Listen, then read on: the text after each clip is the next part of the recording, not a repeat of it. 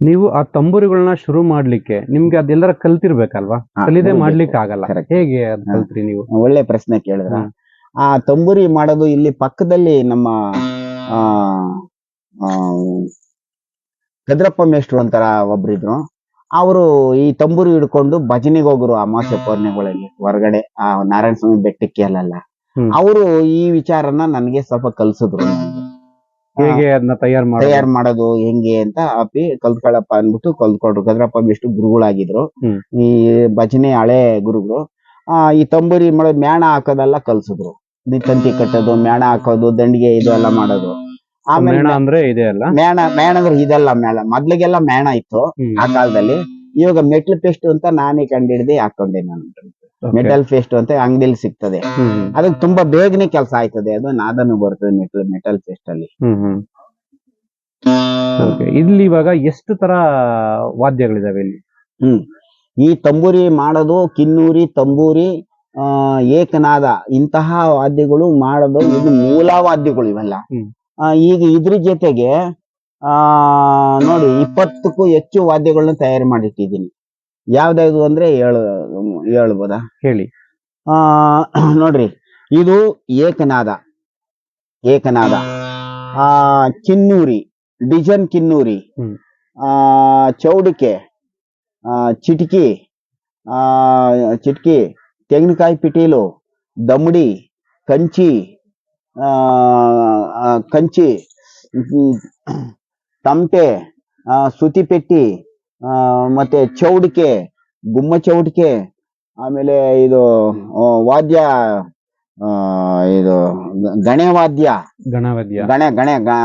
ಗಣವಾದ್ಯ, ಮರದ ಚಿಟಿಕೆ, ಆಮೇಲೆ ಮರದ ಚಿಟಿಕೆ, ಮತ್ತೆ ಈ ಚೌಟಿಕೆಗಳು, ಇವು ಕಂಚಿ, ಬುಡಿಬುಡಿಕೆ, ಮತ್ತೆ ಪುಂಗಿ, ಇಂತಹ ಮೂಲ ವಾದ್ಯಗಳು 20ಕ್ಕೂ ಹೆಚ್ಚು ತಯಾರು ಮಾಡಿ ಈ ನಾಡಿಗೆ ಒಂದು ಪರಿಚಯ ಕೊಡ್ತಾ ಇದ್ದೀನಿ ಸರ್.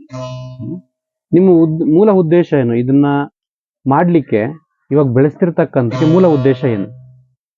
ನಮ್ಗೆ ಮೂಲ ಉದ್ದೇಶ ಏನಕ್ಕಾಗಿ ಇವೆಲ್ಲ ಮಾಡಿ ತಯಾರು ಮಾಡಿದ್ರ ನಿಮ್ ಸ್ವಂತಕ್ಕ ಇಲ್ಲ ನಾಡಿಗೆ ಜನರಿಗೆ ಅಂತ ಕೇಳ್ತಾ ಇದ್ದೀರಲ್ವಾ? ಈಗ ನಾನು ನನ್ನ ಸಂತೋಷಕ್ಕೆ ಸ್ವಾರ್ಥಕ್ಕೆ ನಾನೇನು ಮಾಡಿಲ್ಲ ಇಲ್ಲಿ. ಇದೊಂದು ಕೇವಲ ಒಂದು ಬಿದಿರು ನಾನ್ಯಾರಿಗಿಲ್ಲದವಳು ಅಂತ ಒಂದು ಹಾಡಿದೆ. ಅದ್ರ ಮೂಲಕವಾಗಿ ಬಿದಿರು ಒಂದು ಕುಟೀರದಲ್ಲಿ ಈ 20 ವಾದ್ಯಗಳು ನಾನು ತಯಾರು ಮಾಡಿರೋದು ಏನಕ್ಕೆ ಅಂದ್ರೆ ಈ ಮರೆಯಾಗಿರ್ತಕ್ಕಂಥ ಕಲೆ ಈ ವಾದ್ಯಗಳು ಉಳಿಲಿ. ಎಲ್ಲಾ ಆಗೋಗ್ಬಿಟ್ಟವೆ.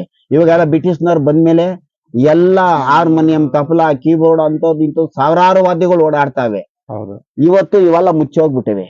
ಇವತ್ತು ಮೂಲ ಜನಗಳು ಏನ್ ಮಾಡ್ತಾರೆ, ಹಳೆ ಜನಗಳು, ಮೂಲ ಜ್ಞಾನಿಗಳು ಏನ್ ಮಾಡ್ತಾರೆ, ಇಂಥ ಹಳೆ ವಾದ್ಯಗಳಿಗೆ ತುಂಬಾ ಆಸಕ್ತಿ ಪಡ್ತಾರೆ, ತುಂಬಾ ಆಸೆ ಪಡ್ತಾ ಇದಾರೆ. ಈಗಾಗಲೇ ಸಾವಿರಾರು ಜನ ಈ ಕುಟೀರಕ್ಕೆ ಬಂದು ವಾದ್ಯಗಳು ತಗೊಂಡೋಗಿದ್ದಾರೆ.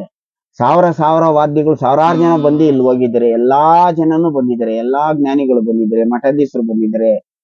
ಈ ನಾಡಲ್ಲಿ ಇರ್ತಕ್ಕಂಥ ಎಲ್ಲಾ ಟಿವಿಯರು ಬಂದು ಇಲ್ಲಿ ಇದನ್ನೆಲ್ಲ ಪರಿಚಯ ಮಾಡ್ಕೊಡ್ತಾರೆ. ಆದ್ರೂ ಇವತ್ತು ನೀವು ನಮ್ಗೆ ಕೇಳಿ ಇದನ್ನ ಪರಿಚಯ ಮಾಡ್ಕೊಂತಾ ಇದ್ರೆ ನಿಮ್ಮಿಂದ 4 ಜನಕ್ಕೆ ಒಳ್ಳೇದಾಗ್ಲಿ.